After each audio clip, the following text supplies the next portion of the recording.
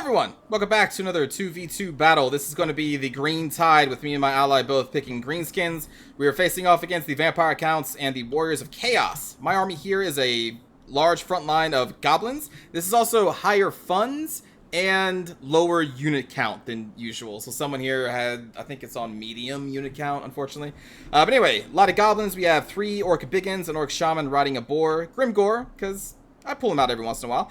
We also have 2 Black Orc Immortals behind him, 2 Trolls behind them, 2 Arachnarok Spiders, 2 Doomdiver Catapults, and then a Goblin Archer way back here that I forgot to put into formation. My ally here has a Goblin Big Boss, a whole bunch of Black Orcs, 2 Giants, Azag the Slaughterer, 3 Orc Archers, which I never use, but I probably should, and then 2 Orc Boarboy Biggins over there, and then, I don't know if I mentioned them, but 2 Goblin Rock Lobbers. The enemy army here is 3 Blood Knights, 2 Cryptors, a Chaos Knight with Lances, Vlad, a Vampire, multiple Zombies, Skeletal Spearmen, Graveguard, a Hell Cannon. Then the Warriors of Chaos Infantry is going to be all Forsaken in the front, 3 Chosen, and then Chaos Warriors with Halberds, led by Sigvald the Magnificent, which I appreciate, because I don't think he gets enough love.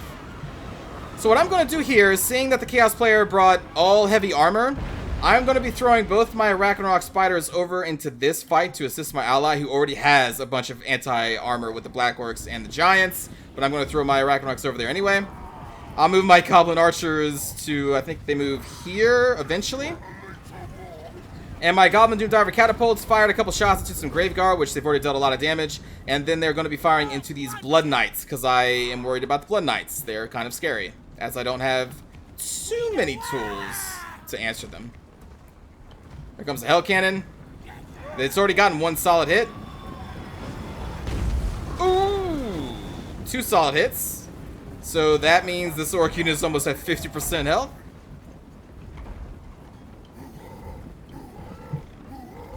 Yeah, brouhaha. Brouhaha. Oh, this Goblin Big Boss isn't even mounted. Aw. You poor guy. No one loves you. At least mount the Goblin Big Boss. That's what I say.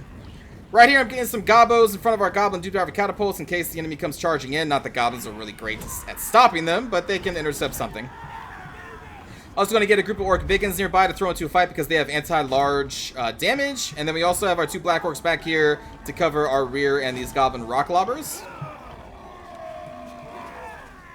You can see the damage that we've been dealing with the Doomdiver Catapults. Not too much.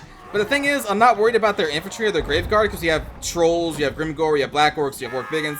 So I'm not worried about that, so I was like, you know what, let me just focus on the Blood Knights. I don't think Doomdivers are amazing at killing Knights, specifically, because of their heavy armor, but again, if you don't really fear the infantry, then go for what you do fear. There we go, Skeletal Spearmen are going to be charging in. Behind them are going to be those Graveguard. And the Zombies. Oh no, the Zombies got charged. I didn't issue a charge here.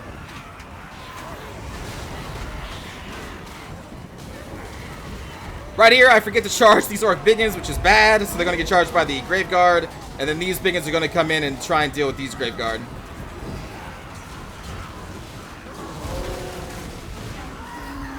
These Trolls are going to be going into those Graveguard, helping against our Goblins, against the Spearmen and the Graveguard.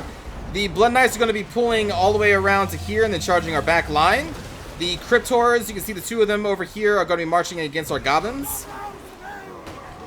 Grimgor is going to be charged briefly by the Vampire and cast Spirit Leash on him. And it's just going to get out of there.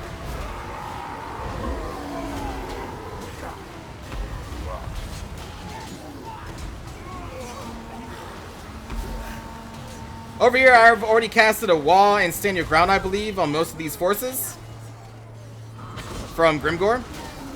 There go the Cryptors into our spears. Our our Goblin Archers, which now just got here, are getting into position, and their entire job is going to be focusing down the 2 Cryptor groups, so that's what they're going to be doing this entire time. And then my Orc Shaman is going to be casting, I don't think they did it yet, but on this Orc Biggin unit, we're going to cast the Fist of Gork, which increases their melee defense and attack by like 37, and their weapon damage by 22, or like maybe 44%, some insane buff. I'm also throwing Grimgor against those Graveguard there. And we are about to be charged by these Blood Knights. You can see the Cryptors doing damage to our goblins, but the goblins are only there to hold them down for our archers to deal the damage. They get a quick charge against our Black Orcs. Our Black Orcs are back here because of their high armor. They can actually take a charge of Blood Knights and deal some damage back. At least they're the unit that can out of the ones I have. The Orc Archers, though, are going to take a lot of damage from the Blood Knights. You can see the Orc Archer line getting killed. But then I'm going to respond to their charge with one of my favorite spells in the entire game.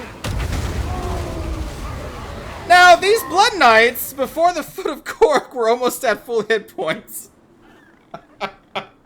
The Foot of Gork is so amazing. So, you know, whenever you're the Greenskins, if you're facing a very cav-heavy focus or player, if you have any type of cav, put it out in the middle somewhere in range of the Foot of Gork, because most players will use all their cav and just try and destroy yours really quickly, so they'll just bottle up, and then just drop a Foot of Gork on those bastards, and then watch them die.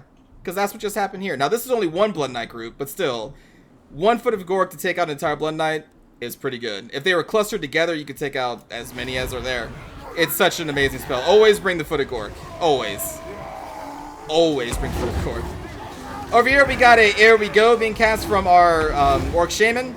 It kind of counteracts the Master of Beguilement that the Vlad von Karstein casts on us, which is right there. Here comes our Trolls. I'm also going to be throwing Grimgor into the fight against Vlad von Karstein to try and kill him. But you can see we have mostly dealt with the vampire counts at this point. They have one decent health crypto over here who's dealing damage to our Doom Diver catapults, but our Orc Archers are still taking him out. Our Elder Goblins, which came back from routing, are going to be tying them down again. And then there goes Grimgor going up against Vlad. He is going to be intercepted by these Graveguard, though. Get out, boys. I believe. But here come the Trolls as well. Trolls are anti-armor. They do really well against units like Graveguard.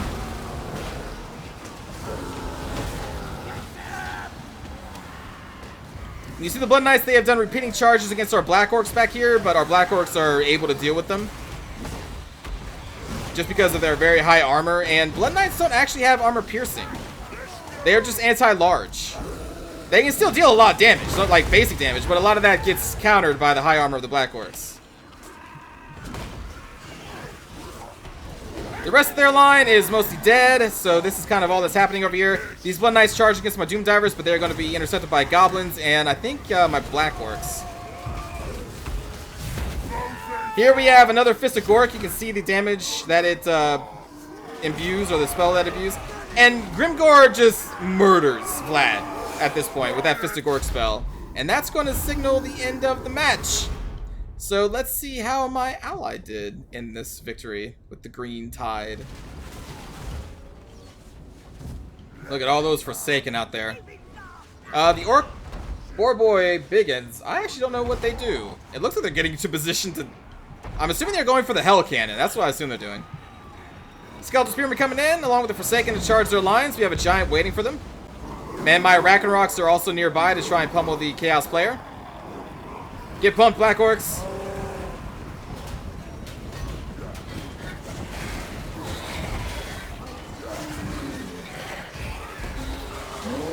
I believe the other Black Orcs are going to actually get a charge off on the Forsaken.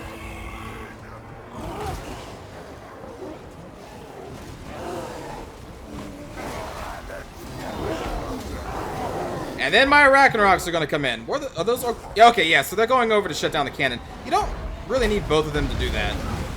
But hey, you do what you want to do.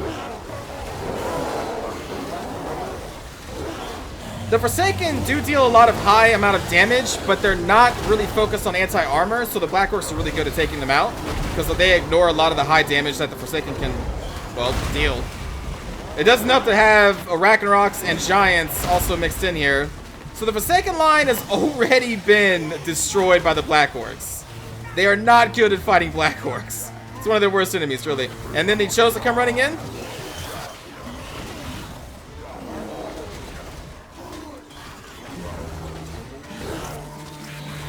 Rocks doing what they do. Giants doing what they do. Oh god, let go of that Chosen. Let him go! Oh, Jesus. Oh no, your head's gone. That gentleman's head is gone. Sigvald, I think, is over... Where is Sigvald? There he comes. He's coming in with some Chaos Warriors. All of the halberds for the Chaos Warriors are pretty good against the large creatures. The problem is we just have so many large creatures backed up by Black Orcs over here. It's a lot to deal with. Yeah, that's such an amazing spell. Chaos Knights take away most of their charge by charging through their own warriors. The Orc Boar Boy Biggins did deal with the Hell Cannon, and here come the other group of Biggins into the side of these Halberdiers, I think. Maybe? Yeah, here they come.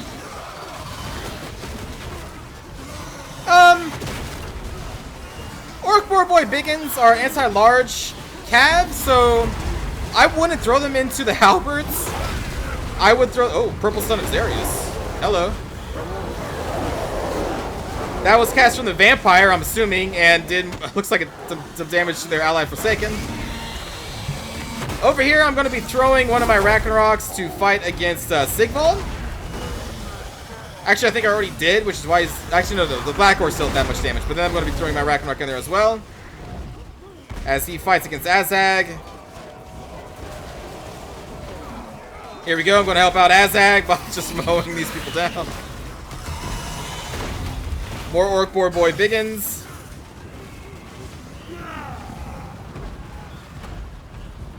And then I'm going to keep chasing Sigvald with my Ragnarok here soon. There you are. Sigvald's pretty good in a lot of situations when he's fighting infantry, but against an Ragnarok, that's not his thing, so he's going to be like, nope, I'm done, and he's going to run because he's shattered. And that's going to do it, mostly. Here's this vampire like, look at me, I'm so cool, I'm flying. Oh no! My mount's dead. Silly vampire lady. You crumbled.